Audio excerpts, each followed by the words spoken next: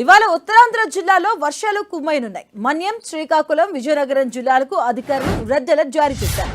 అలాగే అల్లూరి, అనకాపల్లి, కాకినాడ, పశ్చిమ గోదావరి, తూర్పు గోదావరి, వైజాగ్, కోనసీమ, ఏలూరు జిల్లాలకు ఆరెంజ్ అలర్ట్ జారీ చేశారు.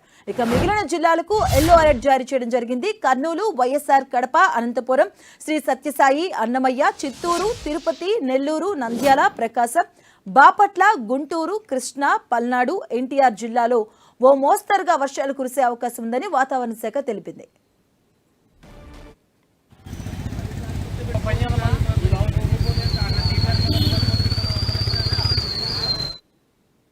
ఇక ఏపీలో వర్షాలకు సంబంధించి మరింత సమాచారం మా ప్రతినిధి జార్జ్ అందిస్తారు.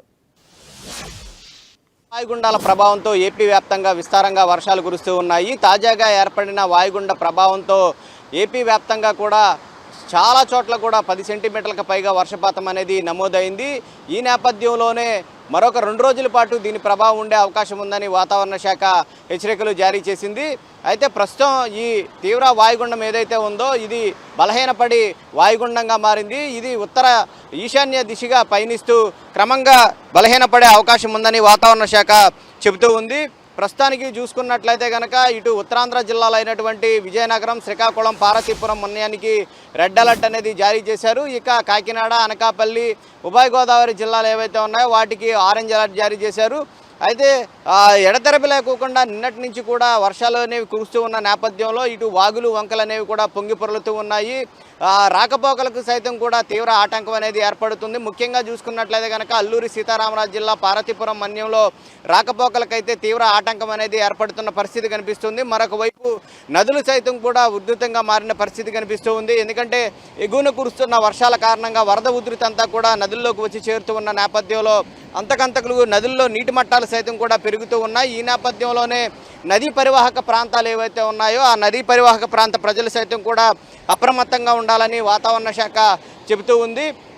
ప్రస్తుతానికి చూసుకున్నట్లయితే కనుక ఈ వాయుగుండం క్రమంగా బలహీనపడుతూ ఉన్నప్పటికీ కూడా తీరం వెంబడి గాలుల వేగం సైతం కూడా 40 నుంచి 60 కిలోమీటర్ల మేర వీచే అవకాశం ఉంది. సముద్రం సైతం కూడా అల్లకొల్లంగా మారే అవకాశం ఉంది. కాబట్టి మత్స్యకారులు ఎవరూ కూడా వేటకు వెళ్ళొద్దని వాతావరణ శాఖ చెబుతూ ఉంది. అలాగే తీర ప్రాంత, లోతట్టు ప్రాంత ప్రజలు సైతం కూడా అప్రమత్తత వ్యవహరించాలని చెబుతూ ఉన్నారు. రాగల 24 గంటల్లో చూసుకున్నట్లయితే కనుక 1-2 చోట్ల భారీ నుంచి అతి భారీ వర్షాలు, మరికొన్ని చోట్ల మోస్తరు నుంచి భారీ వర్షాలు కూడా కురిసే అవకాశం ఉంది. కాబట్టి ప్రజలుగా అంతా కూడా అప్రమత్తమైన చర్యలు తీసుకోవాలని వాతావరణ శాఖ చెబుతూ ఉంది.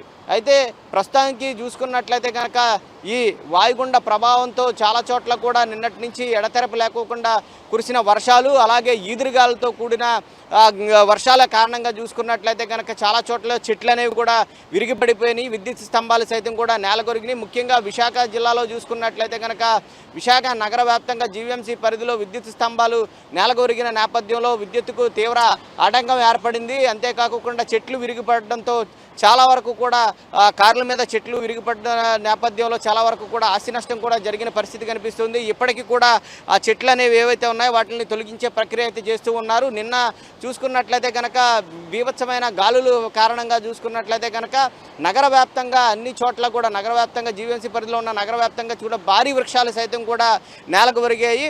అదే ఈ వాయుగుండం కొనసాగుతూ ఉంది కాబట్టి గాలుల తీవ్రత అదే విధంగా ఉండే అవకాశం ఉంది. కాబట్టి ఎవరు కూడా చెట్ల కింద నిలబడడం కానీ, శిథిల వ్యవస్థలో ఉన్న భవనాల దగ్గర ఉండడం కానీ చేయకూడదని వాతావరణ శాఖ చెప్తూ ఉంది. ఏదేమైనప్పటికీ రాగల 24 గంటల పాటు ఇటు ఉత్తరాంధ్ర జిల్లాలో అయినటువంటి విజయనగరం, శ్రీకాకుళం, పార్వతీపురం మన్యానికి రెడ్ అలర్ట్ జారీ చేశారు. కాబట్టి ప్రజలంతా కూడా అప్రమత్తంగా ఉండాలి. రాగల 24 గంటల్లో మోస్తరు నుంచి భారీ వర్షాలు పడే అవకాశం ఉంది. కాబట్టి ఇటు లోతట్టు తీర ప్రాంత ప్రజలంతా కూడా అప్రమత్తత వ్యవహరించాలని వాతావరణ శాఖ చెప్తూ ఉంది. కెమెరా పర్సన్ సత్యతో జార్జ్ 10 టీవీ విశాఖ నుంచి.